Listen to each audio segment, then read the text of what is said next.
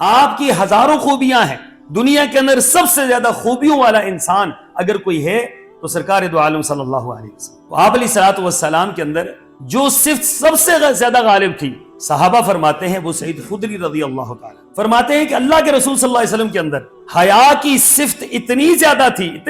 تھی کہ جس طرح ایک کنواری دوشیزہ دلہن کے اندر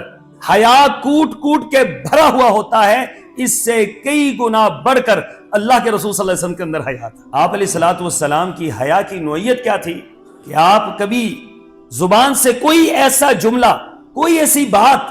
آپ نے زندگی بھی کبھی نہیں نکالی جس سے کسی کو تکلیف ہوتی۔ فرمایا آپ فاحش گو نہیں تھے، آپ شور و غوغا کرنے والے نہیں تھے، آپ لوگوں کی